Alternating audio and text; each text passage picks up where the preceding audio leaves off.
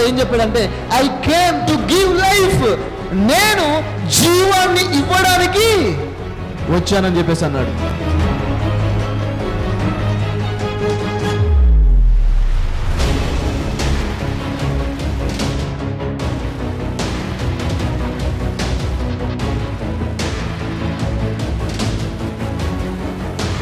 ఏ జీవంతో ఈ భూమి మీద ఆయన జీవించాడో, ఏ జీవం ఆయన అసాధారణమైన వ్యక్తిగా చేసిందో, అదే జీవాన్ని మనకు ఇవ్వడానికి ఆయన వచ్చాడు.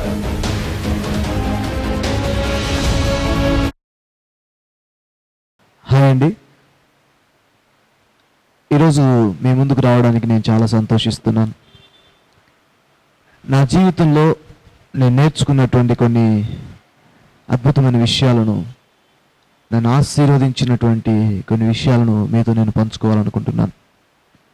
ముందుగా బైబిల్లో నుంచి ఒక వచనాన్ని మీకోసం నేను చదివి వినిపిస్తాను. యోహాను సువార్త 16వ అధ్యాయం 26-27 వచనాలు. యోహాను సువార్త 16వ అధ్యాయం 26-27 వచనాలు. ఆ దినములందు మీరు నా పేరిట అడుగుదురు, కానీ మీ విషయమై నేను తండ్రిని వేడుకొందును అని మీతో చెప్పటలేదు. మీరు నన్ను ప్రేమించి నేను దేవుని యొద్ద నుండి బయలుదేరి వచ్చితినని నమ్మితిరి కనుక తండ్రి తానే మిమ్మను ప్రేమించుచున్నాడు.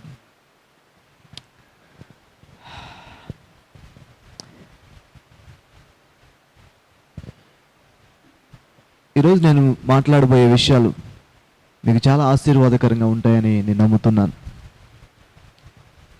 చూడండి, దేవుని గురించి మనం ఎలాంటి ఆలోచన మన హృదయంలో కలిగి ఉన్నామో, దేవుని గురించి ఎలాంటి ఊహను మనం మన హృదయంలో కలిగి ఉన్నామో, మన జీవితం దాని మీదనే ఆధారపడి ఉంటుంది, దానికి తగినట్టుగానే ఉంటుంది. దేవుని గురించి సరిగ్గా మనం అర్థం చేసుకోవడం, సరైనటువంటి అవగాహన దేవుని గురించి మనం కలిగి ఉండడం అనేది చాలా ముఖ్యం. ఎందుకంటే బైబిల్ సెలవిస్తుంది, as a man thinketh so is he అని. అంటే మనిషి ఆలోచనలు ఎలా ఉంటాయో దానికి తగినట్టుగానే అతని జీవితం కూడా ఉంటుందని. దీన్ని బట్టి మనం ఏం ఆలోచిస్తున్నామో దేవుని గురించి, జీవితం గురించి మనం ఎలా ఆలోచిస్తున్నామో దానికి తగినట్టుగానే మన జీవితం ఉంటుంది. దేవుని దగ్గర నుంచి మనం చాలా దూరం వెళ్ళిపోవడం వల్ల దేవుడు ఎవరు, ఆయన ఎలాంటి వాడు, ఆయన స్వభావం ఏంటి, ఆయన పద్ధతులు ఎలా ఉంటాయి, ఆయనకు మనకు మధ్య ఉన్నటువంటి ఆ రిలేషన్షిప్, ఆ సంబంధం ఎలాంటిది అనే విషయాల నుంచి మనం చాలా దూరం వెళ్ళిపోయాం. దేవుని గురించి ఆలోచించినప్పుడల్లా అన్ని కష్టాలకి, అన్ని బాధలకి ఆయనే కారణం ఉన్నట్టుగా మనం ఆలోచిస్తుంటాం. దేవుని యొక్క గొప్ప వ్యక్తిగా, ఒక మంచి వ్యక్తిగా, ఒక ప్రేమించే వ్యక్తిగా, ఒక తండ్రిలాగా మనం చూడం. కారణం ఏంటంటే అంతగా దేవునికి దూరం అయిపోయాం. మనం దేవునికి దూరం అయిపోయాం కాబట్టి ఆయన నిజంగా, ఆయనకు నాకు ఎలాంటి సంబంధం ఉందనే దానిలో నుంచి కూడా మనం దూరం అయిపోయాం. అందుకని ఈరోజు నేను దేవుడు ఎలాంటి వాడు అనే దాన్ని మీతో చెప్పాలనుకుంటున్నాను. నీ జీవితంలో నువ్వు తెలుసుకోవాల్సిన మొదటి విషయం ఇదే. దేవుడు ఎలాంటి వాడు, ఆయన నాకు ఏమవుతాడు, ఆయనకు నాకు మధ్య ఉన్నటువంటి సంబంధం ఏంటి తెలుసుకోవడం అనేది మీకు చాలా ఆశీర్వాదకరంగా ఉంటుంది.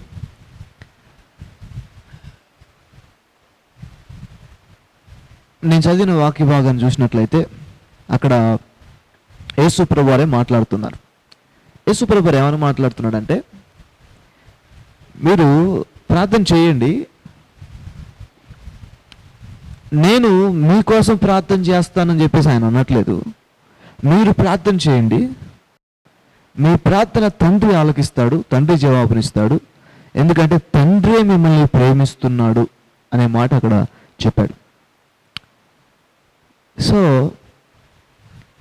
దేవుడు ఎవరు, ఆయనకు మనకు ఉన్నటువంటి సంబంధం ఏంటి? బైబిల్ బోధిస్తున్న ఒక అద్భుతమైన సత్యం ఏంటంటే, దేవుడు మనకు తండ్రి ఉన్నాడు అని. ఎప్పుడైనా ఇలా ఆలోచించారు మీరు? దేవుడు మనకు తండ్రి, దేవుడు నాకు తండ్రి అనే ఆలోచన ఎప్పుడైనా మీ మనసులోకి వచ్చిందా? ఎప్పుడైనా మీ హృదయంలో దేవుణ్ణి తండ్రిలాగా నాన్నలాగా, డాడీలాగా ఫీల్ అయ్యారా? లేదు. మనం దేవుణ్ణి ఎలా చూస్తుంటామంటే అవసరాలు తీర్చడానికి పనిచేసేవాడిలాగా చూస్తుంటాం. ఏదైనా కష్టం వస్తే, ఏదైనా బాధ వస్తే హాస్పిటల్కి వెళ్ళినట్లుగా, ఒక అవసరాల కొరకు షాప్కి వెళ్ళినట్లుగా, అలా దేవుణ్ణి మనం అవసరాల కొరకు మాత్రమే వాడుకొని అంతటితోనే ఆయనతో కటింగ్స్ చేస్తున్నాం. కానీ బైబిల్ సెలవిస్తున్న అద్భుతమైన సత్యం ఏంటంటే దేవుడు మనకు తండ్రి. ఆయన మీకు తండ్రి. దేవుడు మీకు తండ్రి. నిజానికి మనిషిని దేవుడు సృష్టించింది కూడా ఎందుకొరకు సృష్టించాడు అంటే తనకు కుమారులుగా ఉండడానికే అని కూడా బైబిల్ సెలవిస్తుంది. ఎఫెసీయులకు రాసిన పత్రిక 1వ అధ్యాయం 4-6 వచనాల్లో మీరు చూస్తే, జగత్తు పునాది వేయబడడానికంటే ముందుగానే తనకు కుమారులుగా స్వీకరించడానికై ఆయన మనల్ని ఏర్పరచుకొనెను అని. అంటే అర్థం ఏంటి? అసలు మనిషిని దేవుడు ఎందుకు సృష్టించాడు? అసలు నువ్వు ఎందుకున్నావు ఈ భూమి మీద? నేను ఎందుకున్నాను ఈ భూమి మీద? ఎందుకు మానవాళి ఈ భూమి మీద మనుగడ సాగిస్తుంది? దీని వెనకాల కారణం ఏంటి? బైబిల్ సెలవిస్తుంది, దేవుడే మనం ఆయనకు కుమారులముగా, కుమార్తెలముగా ఉండాలి అని ఈ లోకము సృష్టి యొక్క పునాదులు వేయబడ్డానికంటే ముందే, అంటే ఈ సృష్టి ప్రారంభము కాకముందే, టైం అనేది ప్రారంభము కాకమునిపే దేవుడు తన మనస్సులో ఆలోచన చేశాడు, నాకు కుమారులు కావాలి, నాకు కుమార్తెలు కావాలి అనే ఆలోచనలో నుంచే మానవుని సృజించాడు. అందుకంటే ఆదికాండం 1వ అధ్యాయం 26వ వచనం చెప్తుంది, మన స్వరూపం చొప్పున, మన పోలిక చొప్పున నరులను చేయుదుము.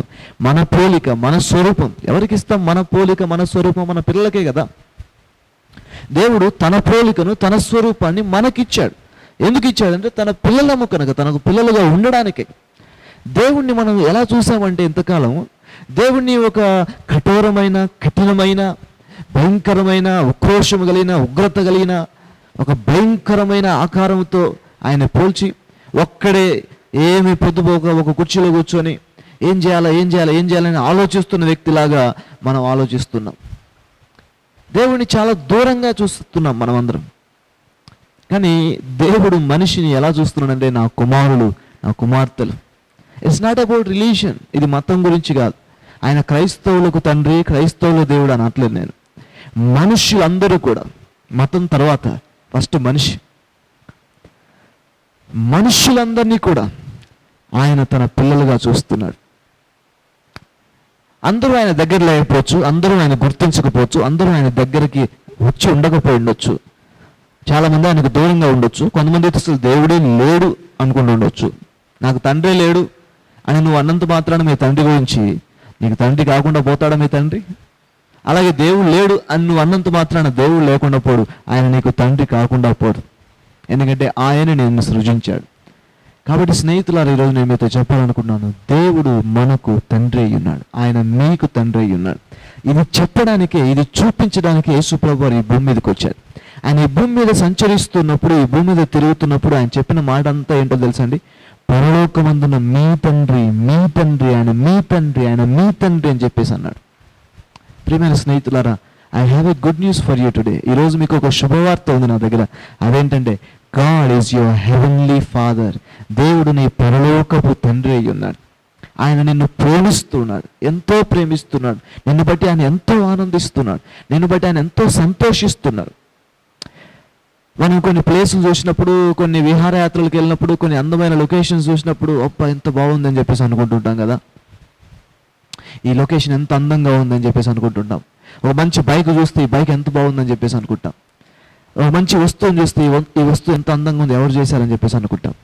మరి దేవుణ్ణి ఎక్సైట్ చేసేది ఏంటి? దేవుణ్ణి ఆహా అనిపించేది ఏంటి అంటే, నువ్వు నేను ఈ భూమి మీదకి వచ్చినప్పుడు దేవుడు ఆహా నా కుమారుడు పుట్టాడు ఈ భూమి మీద అని నీ పుట్టుకను బట్టి మొదట సంతోషించిన వ్యక్తి ఆ పరలోకపు తండ్రి అయిన దేవుడే. స్నేహితులారా, దేవుడు నీ పరలోకపు తండ్రి. దేవుడు నీకు తండ్రి అయి ఉన్నాడు. తనకు కుమారునిగా, కుమార్తెగా ఉండడానికే ఆయన నేను సృజించాడు. ఈ రిలేషన్షిప్ లేనప్పుడు, దేవునితో ఈ అనుబంధం, ఈ సంబంధంలోనికి నువ్వు రానప్పుడే నువ్వు దేవుడి గురించి రకరకాల చెడు ఆలోచనలన్నీ కలిగి ఉంటావు. దేవుడు ఎట్లా చేశాడు, దేవుడు ఈ కష్టం కలుగు చేశాడు, దేవుడే ఈ బాధలు పెడుతున్నాడు, దేవుడు ఈ శ్రమలు పెడుతున్నాడు, దేవుడే ఈ కష్టాల గుండా నన్ను తీసుకెళ్తున్నాడు అని చెప్పేసి అంటుంటారు. కానీ దేవుని గురించి అర్థం చేసుకున్న తర్వాత, దేవుడు తండ్రి అనే విషయాన్ని నువ్వు అర్థం చేసుకున్న తర్వాత, నేను చెప్తున్నాను, కష్టకాలంలో శ్రమకాలంలో దేవునికి ఇంకా దగ్గర అవుతావు, దేవుని ఇంకా ఎక్కువగా కౌగిలించుకుంటావు, దేవుని ఇంకా ఎక్కువగా ఆశ్రయిస్తావు. దేవుడు తనకు కుమారుడుగా ఉండడానికి సృష్టించాడు. కానీ ఎందుకు ఆయన సృష్టించాల్సి వచ్చింది? కుమారుడు ఆయనకు ఎందుకు కావాలి? ఆయనకు కుమారుల అవసరం ఏంటి? చూడండి, క్రైస్తవులైన వారికి నేను చెప్పే ఈ విషయం బహుశా అర్థమవుతుండొచ్చు. త్రిత్వం గురించి మనం మాట్లాడుతుంటాం, తండ్రి, కుమార, పరిశుద్ధాత్మ. కొంతమంది సరిగ్గా ఈ బైబిల్ గురించి, దేవుని గురించి, క్రిస్టియానిటీ గురించి తెలియని వాళ్ళు కూడా ఏమంటుంటారంటే, మీరు తండ్రి అంటారు, యెహోవా అంటారు, లేకపోతే యేసుప్రభు అంటారు, మళ్ళీ పరిశుద్ధాత్మ అంటారు, అదేంటంటే ముగ్గురు పేర్లు చెప్తున్నారు, మళ్ళీ ఒకటే దేవుడు అని చెప్పేసి అంటారు, అది ఎట్లా సాధ్యం అని చెప్పేసి అంటుంటారు. సో క్రైస్తవులమైన మనం కూడా ఏం చేస్తుంటాం అంటే దాన్ని వివరించడానికి ప్రయత్నం చేస్తుంటాం. ఒక గుడ్డులో 3 భాగాలు ఉన్నట్లుగా, దాన్ని ఉడకబెడితే దానికి సపరేట్ అవుతున్నట్టుగా, తండ్రి, కుమార, పరిశుద్ధాత్మలు కూడా ఒక్కరే కానీ వాళ్ళు అట్లా ఉంటారని చెప్పేసి వివరించడానికి ప్రయత్నం చేస్తుంటాం.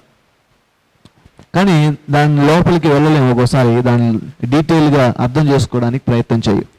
దేవుణ్ణి కేవలం దేవుడుగానే చూసినంత సేపు త్రిత్వం గురించి నీకు అర్థమే కాదు. దేవుణ్ణి కేవలం దేవునిగా చూసినంతసేపు త్రిత్వం గురించి నీకు అర్థమే కాదు.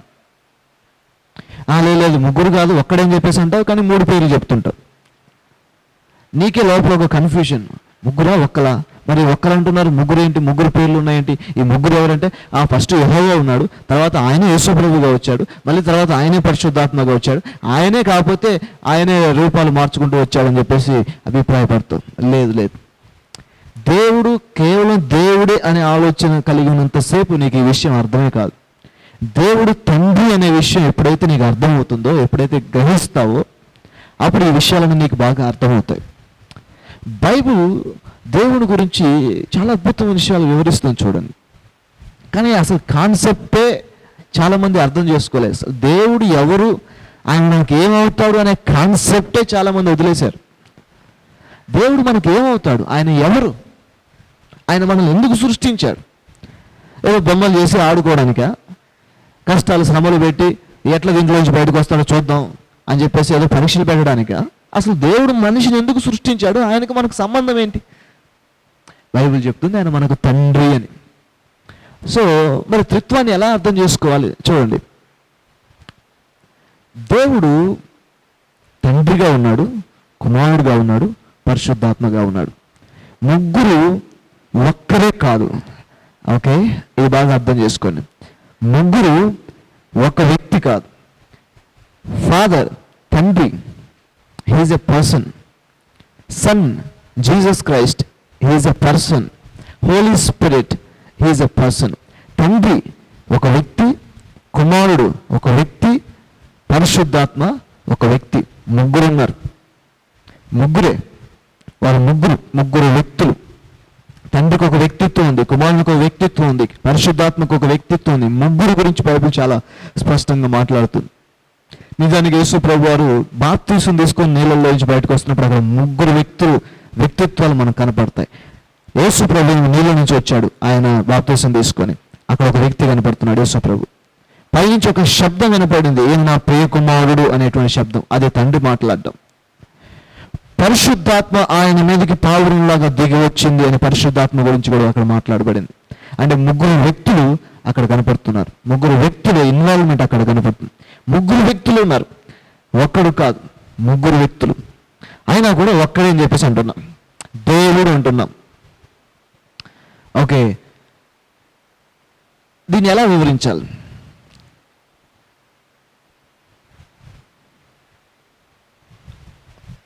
వినండి, ముగ్గురు వ్యక్తులు కానీ వారు విడదీయలేనంతగా ఒకరితో ఒకరు కలిసిపోయారు. ఎలా అంటే రిలేషన్షిప్ ద్వారా, అనుబంధము ద్వారా, ఒకరితో ఒకరికి ఉండేటువంటి ఆ అనుబంధము ద్వారా ముగ్గురు కాస్త ఒక్కరయ్యారు. ఫర్ ఎగ్జాంపుల్, ఆదియందు పురుషుణ్ణి ఆదామును దేవుడు సృష్టించి ఆదాము దగ్గరికి స్త్రీని తీసుకొచ్చి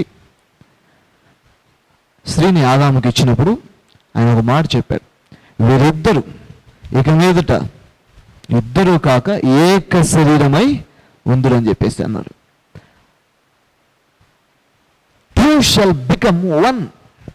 ఇద్దరు ఒకరిగానే ఉంటారని చెప్పేసి అన్నాడు. అది ఎలా సాధ్యం? ఇద్దరు వ్యక్తులు కదా, భార్య భర్త, మరి ఒక్కరే ఎలా అవుతారు? వివాహం ద్వారా వారి మధ్యలో ఏర్పడ్డ అనుబంధము ద్వారా, ఆ అనుబంధం ఇద్దరైనా సరే వారిని ఒక్కరే చేసింది. అందుకని కొంతమంది భార్యాభర్తలు చూడండి, పెళ్ళైన కొత్తలో వేరు వ్యక్తుల్లాగా ఉన్నప్పటికీ కూడా కొంతకాలం అయిన తర్వాత ఒక 10 years అట్లా దాటిన తర్వాత చూస్తే ఇద్దరు ఒకటిగానే ఉంటారు. అంటే వాళ్ళ మాటలు, వాళ్ళ పద్ధతులు, వాళ్ళ ఆలోచనలన్నీ ఒకటే అయిపోతాయి. మనమే అంటున్నాం చూడండి, వాళ్ళిద్దరు ఒకటేరా బాబు అని చెప్పేసి అంటాం. అలాగే తండ్రి కుమార పరిశుద్ధాత్మలు ఎలా ఒక్కళ్ళు అంటున్నామంటే వాళ్ళ ఆలోచన ఒకటే, వాళ్ళ ఉద్దేశాలు ఒకటే, వాళ్ళ మనస్తత్వం ఒకటే, వాళ్ళని ఒకరినొకరు ప్రేమించే విధానం ఒకటే, ఒకరినొకరు గౌరవించే విధానం ఒకటే, వాళ్ళ మధ్యలో విడదీసేటువంటి స్వార్థము కానీ, వారిని విడదీసేటువంటి ద్వేషము కానీ, వాళ్ళు విడదీసేటువంటి ఈగో ఫీలింగ్స్ కానీ, వాళ్ళల్లో విడదీసేటువంటి తారతమ్యతలు ఏవి లేకపోవడం వల్ల వాళ్ళు ముగ్గురు అనలేకపోతున్నాం, ఒక్కళ్ళని చెప్పేసి అంటున్నాం, దేవుడు అంటున్నాం. ఎందుకంటే అంతగా ఒకరితో ఒకరు అనుబంధాన్ని వారు కలిగి ఉన్నారు. భార్యాభర్తలు ఒకరితో అనుబంధాన్ని ఒకరు కలిగి ఉన్నప్పుడు కొడుకులు పుట్టి కూతుర్లు పుట్టి పెళ్ళిళ్ళు చేసి వాళ్ళని పంపించిన తర్వాత మళ్ళీ ఇద్దరే ఉంటారు. వాళ్ళు అందరూ వస్తుంటారు, మధ్యలో వచ్చిన వాళ్ళందరూ మధ్యలో వెళ్ళిపోతారు, మళ్ళీ లాస్ట్కి వాళ్ళిద్దరే ఉంటారు. వాళ్ళిద్దరూ ఒకటే. అలాగే తండ్రి కుమార పరిశుద్ధాత్మలు కూడా ఒకటే అంటున్నాం. ఎందుకంటే వాళ్ళ మధ్యలో ఉన్న రిలేషన్షిప్, ఒకరితో ఒకరు కనెక్ట్ అయ్యి ఉన్నారు, ఒకరితో ఒకరు అనుబంధాన్ని కలిగి ఉన్నారు. తండ్రి కుమారునితో, కుమారుడు పరిశుద్ధాత్మతో, పరిశుద్ధాత్మని తండ్రితో ఒకరితో ఒకరు కనెక్ట్ అయ్యి ఉన్నారు, అనుసంధానం కలిగి ఉన్నారు ఒకరితో ఒకరు. కాబట్టి వారిని విడదీయలేనంతగా ఒకరితో ఒకరు ఏకత్వాన్ని కలిగి ఉన్నారు. చూడండి, ఐక్యతకి ఏకత్వానికి వ్యత్యాసం ఉంది. ఐక్యత అంటే ఏంటంటే మనుషులు వేరైనా, మనస్తత్వాలు వేరైనా, విధి విధానాలు వేరైనా, పద్ధతులు వేరైనా, ఒకటి ఏదన్నా పర్టికులర్ ఒక విషయాన్ని సాధించడం కోసం నలుగురు వ్యక్తులు కలిసి వచ్చి ఆ సాధించడం కోసం కలిసి ఒక దగ్గరికి వస్తే దాన్ని ఐక్యత అని చెప్పేసి అంటాం. అది సాధించిన తర్వాత మళ్ళీ ఎవరి దారిన వాళ్ళు పోతారు. మన రాజకీయ పార్టీలు ఎలా ఉంటాయో, ఒక ఒక ఒక ఒక పార్టీని వ్యతిరేకించడానికో, లేకపోతే ఒక సమాజంలో జరుగుతున్న ఒక పనిని వ్యతిరేకించడానికో అన్ని పార్టీలు కలిసి వస్తారు. తర్వాత మళ్ళీ ఎవరి పార్టీ భిన్నాభిప్రాయాలు వాళ్ళకే ఉంటాయి. ఒకటి సాధించడం కోసం అందరూ కలుస్తారు, దాన్ని ఐక్యత అని చెప్పేసి అంటాం. కానీ ఏకత్వం అంటే ఏదో ఒకటి సాధించడం కోసం ఒక దగ్గరికి రావడం కాదు. కానీ ఏకత్వం అంటే ఎప్పుడూ ఒకే విధంగా ఆలోచించడం, ఎప్పుడూ కూడా ఒకే మనస్తత్వాన్ని కలిగి ఉండడం, ఎప్పుడూ ఒకే స్వభావాన్ని కలిగి, ముగ్గురు విడదీయలేనంతగా ఒకే స్వభావాన్ని కలిగి ఉన్నారు, విడదీయలేనంతగా ఒకే మనస్తత్వాన్ని కలిగి ఉన్నారు. ఇది కనుక మీకు అర్థమైతే చూడండి, మానవ సంబంధాలు బాగవడం చాలా ఈజీ. కుటుంబంలో భార్యాభర్తల మధ్య ఐక్యత రావడం చాలా ఈజీ. ఇరుగు పొరుగు వాళ్ళతో ఒక మంచి సహవాసాన్ని కలిగి సాగడం ఈజీ. ఎందుకంటే దేవుడు అలాంటి వాడు. చూడండి, అనుబంధాల మధ్యలో దేవుడు జీవించేవాడు. అనుబంధాలు లేకుండా దేవుడు జీవించలేడు. ఆయన తండ్రి కుమార పరిశుద్ధాత్మగా ఒకరితో ఒకరు సహవాసాన్ని కలిగి, ఒకరితో ఒకరు అన్యోన్యతను కలిగి, ఒకరితో ఒకరు ఆప్యాయత కలిగి, ఒకరితో ఒకరు ప్రేమ కలిగి. ఎందుకంటే గాడ్ ఈజ్ లవ్ అని వాక్యం చెప్తుంది. దేవుడు ప్రేమై ఉన్నాడు. ఒకరితో అలా కలిసిపోయి అలా అనుబంధంలో ఉండడం వల్ల వారిని విడదీయలేనంతగా ఏకత్వాన్ని కలిగి ఉన్నారు. కాబట్టి వారిని ఒక్కడే అని చెప్పేసి అంటున్నాం. ఈవెన్ దేవుడు అని బైబిల్లో ఉపయోగించే ఆ పదం కూడా మనం తెలుగులో చదవడానికి దేవుడు అని ఉంటుంది, కానీ ఒరిజినల్ భాషలోకి వెళ్తే ఇట్స్ ఎ ప్లూరల్ వర్డ్. అది బహువచనం. దేవుడు అనే పదం ఏకవచనం కాదు, దేవుడు అనే పదం బహువచనం. ఎలోహిం అనే పదం బహువచనం. అంటే అందులోనే తండ్రి ఉన్నాడు, అందులోనే కుమారుడు ఉన్నాడు, అందులోనే పరిశుద్ధాత్మ ఉన్నాడు. అందుకని చూడండి, ఈ తండ్రి కుమార పరిశుద్ధాత్మల రిలేషన్షిప్ గురించి మీరు బైబిల్లో చదివి చూడండి. ఎక్కడ తండ్రి తన గొప్ప గురించి మాట్లాడు, కుమారుని గురించే మాట్లాడతాడు. కుమారుడు ఎక్కడ కూడా తన గొప్పతనం గురించి మాట్లాడు, తండ్రి గురించే మాట్లాడతాడు. నేను తండ్రి దగ్గర ఏది చూస్తున్నానో అదే మాట్లాడుతున్నాను, నా అంతటా నేను ఏది మాట్లాడట్లేదు అని చెప్పేసి అంటాడు. ఆయన చిత్తం నెరవేర్చడానికి వచ్చానని చెప్పేసి అంటాడు యేసుప్రభు. పరిశుద్ధాత్మ చూడండి, ఆయనకి ఏదైతే బోధించబడుతుందో అదే పరిశుద్ధాత్మ మాట్లాడుతున్నాడు. ఏది తన గొప్ప గురించి మాట్లాడటం. ఈ ముగ్గురు కూడా ఎవరు తమ గొప్పల గురించి మాట్లాడుకోవట్లేదు. ముగ్గురు ఒకరి గురించి ఒకరు మాట్లాడుకున్నారు, ఒకరి గురించి ఒకరు మాట్లాడుతున్నారు. నా కుమారుడు ఇలాంటి వాడు, నా తండ్రి ఇలాంటి వాడు, పరిశుద్ధాత్మ ఇలాంటి వాడు. ఒకరి గురించి ఒకరు మాట్లాడుకుంటూ, ఒకరిలో ఒకరు ఆనందిస్తూ, ఒకరినొకరు అనుభవిస్తూ ఎంతో ఐక్యతను, ఎంతో ఏకత్వాన్ని కలిగి ఉన్నారు. కనుకనే వారిని ముగ్గురు అనట్లేదు. సో అలాంటి అనుబంధంలో ఉండి ఆ కుమారుని ద్వారా ఎంతో తృప్తి పొందిన ఈ పరలోకపు తండ్రి, ఆ కుమారుడిని యేసు ప్రభు ద్వారా ఎంతో తృప్తిని పొందిన ఈ పరలోకపు తండ్రి, అందుకనే బైబిల్లో రాసింది ప్రియ కుమారుడు, ఓన్లీ బిగాటెన్ సన్, అద్వితీయ కుమారుడు యేసు ప్రభు వారు. అంతగా తండ్రిలో ఆనందిస్తున్నటువంటి, అంతగా కుమారులు ఆనందిస్తున్న ఈ తండ్రి ఇంకా అనేక మంది కుమారులు ఇలాంటి వాళ్ళు నాకు కావాలి అనే ఒక గొప్ప సంకల్పంలో నుంచే మానవుని యొక్క సృష్టి ప్రారంభమైంది. అంటే యేసుప్రభు లాంటి కుమారులు అంత విధేయత చూపించేవారు, అంతగా ఆయన్ని తృప్తిపరిచేవారు, అంతగా ఆయనకి సంతోషాన్ని కలిగించేవారు. ఇంకా అనేకులు కావాలనే ఉద్దేశంతోనే దేవుడు మానవుని సృష్టినే ప్రారంభించాడు.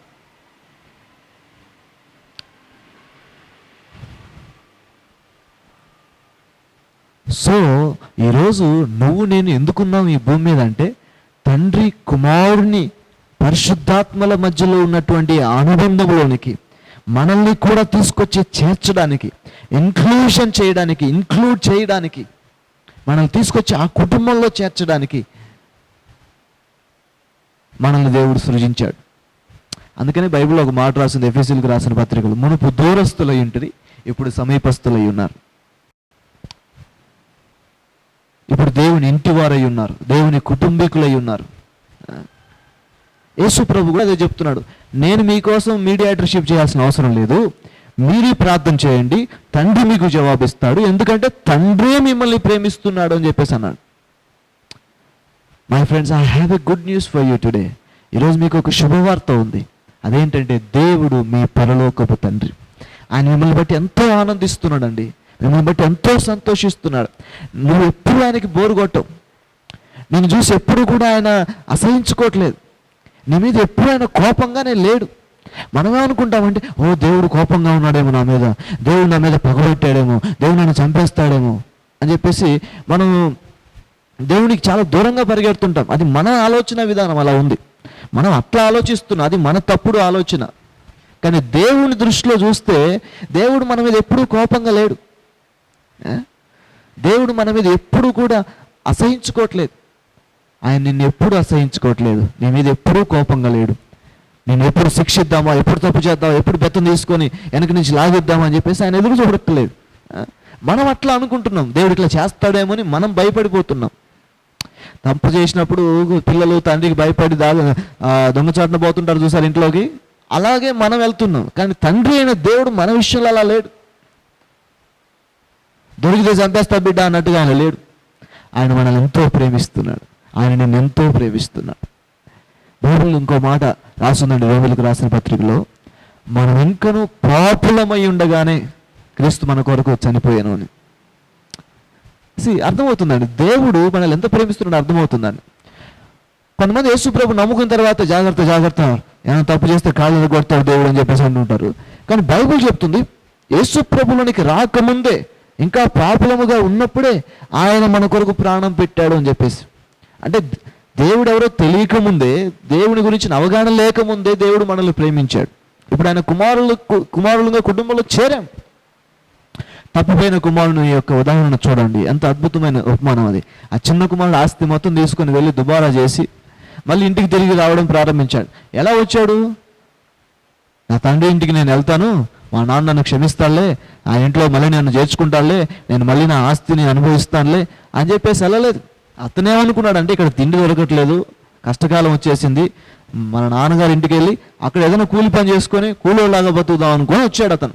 అతని ఆలోచన అది. నన్ను ఇంకా క్షమించడు, నన్ను మళ్ళీ కుమారుడు ఇంట్లో చేర్చుకోడు, కాబట్టి పనోడిగా తిండికి వెళ్ళట్లేదు నాన్న, పనోడిగానే చేర్చుకొని చెప్దామని అతను వచ్చాడు. కానీ తండ్రి ఏం చేశాడు? ఎందుకు వచ్చినారో మళ్ళీ ఏ ముఖం పెట్టుకొని వచ్చావు, మొత్తం ఆస్తి అంతా తీసుకెళ్ళినావు, దుబారా చేసినావు, మళ్ళీ ఏ ముఖం పెట్టుకొని వచ్చినావు అనలే. ఎందుకు వచ్చినావు అని అనలే. తండ్రి ఏం చేశాడు చూడండి, దూరం నుంచి ఆ కుమారుని గుర్తుపట్టి పరిగెత్తుకొని వెళ్ళి అతని మీద పడి అతని ముద్దు పెట్టుకొని అతనికి కొత్త వస్త్రాలు ధరింపచేసి చేతికి ఉంగరం ధరింపజేసి ఇంట్లోకి సంతోషంగా తీసుకెళ్ళి అందరినీ పిలిచి ఒక గొప్ప వేడుక చేశాడంట. నా కుమారుడు చనిపోయి మళ్ళీ బ్రతికాడని చెప్పేసి అన్నాడంట. మనం ఏమనుకుంటామంటే దేవుడి గురించి మన మైండ్లో ఎంతసేపు ఎట్లా ఉంటుందంటే ఆయన కర్కశుడు, కఠోరమైన వ్యక్తి, కఠినమైన వ్యక్తి. ఎందుకంటే మనం మనుషులను చూసాం. ఒక్కోసారి తండ్రుల్లో కూడా కొంతమంది తండ్రులు ఎట్లా ఉంటారంటే కఠోరంగానే ఉంటుంటారు వాళ్ళ పిల్లల విషయంలో. దాన్ని బట్టి ఈ ఆలోచనలన్నింటిని బట్టి దేవుని కూడా అట్లా ఆలోచిస్తుంటాం. లేదు, God is a totally higher person. దేవుడు ఉన్నతమైన వాడు, మనుషులందరికంటే ఉన్నతమైన వాడు. ఆయన గుణం చాలా గొప్పది, ఆయన ప్రేమ చాలా గొప్పది, ఆయన వ్యక్తిత్వం చాలా గొప్పది, ఆయన ప్రేమ చాలా గొప్పది. స్నేహితులారా, దేవుడు మిమ్మల్ని ప్రేమిస్తున్నాడు. God loves you so much and is your heavenly father. కాబట్టి నేను చెప్తున్నాను ఈ రోజున, నీ కష్టాలకు దేవుడు కారణం కాదు, నీ బాధలకు దేవుడు కారణం కాదు. ఎందుకంటే మీ తండ్రి మీకు అలా చేయడు. ఒకవేళ మీ తండ్రి అయినా మీకు అలా చేస్తాడేమో, కానీ పరలోకపు తండ్రి మాత్రం మీకు అలా చేసే దేవుడు కానే కాదు. ఆయన మంచి పరలోకపు తండ్రి మిమ్మల్ని ప్రేమిస్తున్నాడు. మీ సంతోషాన్ని, మీ హృదయంలో ఉన్నటువంటి ఫీలింగ్స్ని కూడా ఆయన గౌరవిస్తున్నాడు. స్నేహితులారా, మీ మైండ్లో ఉన్న ఎమోషన్స్ని కూడా ఆయన గౌరవిస్తున్నాడు. మీ దుఃఖాన్ని కూడా ఆయన గమనిస్తున్నాడు. మీ మనసులో ఇప్పుడు ఏ ఫీలింగ్స్ వెళ్తున్నాయో అవి కూడా ఆయన చూస్తున్నాడు. అవి కూడా ఆయనకు ముఖ్యమే. మీరు బాధపడుతున్నారే, అది కూడా ఆయనకు ముఖ్యమే. మీరు కన్నీరు గారుస్తున్నారే, అది కూడా ముఖ్యమే. ఆయన సంతోషించడు. హీ విల్ మేక్ ఎ వే. ఆయన నీ కొరకు ఒక మార్గాన్ని కూడా ఏర్పాటు చేస్తారు. కాబట్టి ధైర్యంగా ఉండండి. ఆయన ఇంకా ఎక్కువగా ప్రేమించండి, ఆయన ఇంకా ఎక్కువగా హత్తుకోండి, ఆయనకి ఇంకా దగ్గరగా రండి. ఎందుకంటే ఆయన మీ యందు ఆనందిస్తున్నాడు. ఆయన యందు మీరు ఆనందించండి. ఆయన ప్రేమ చేత నింపబడండి. ఆయన ప్రేమ చేత ముగ్ధులవ్వండి. ఇంతగా ప్రేమిస్తున్నావా తండ్రి నన్ను అని ఆయన చేత ముగ్ధులవ్వండి. మీ జీవితంలో గొప్ప సాటిస్ఫాక్షన్ మీరు అనుభవిస్తారు, ఒక గొప్ప తృప్తిని మీరు పొందుకుంటారు. God bless you. దేవుడు మిమ్మల్ని దీవించును గాక. ఆమేన్.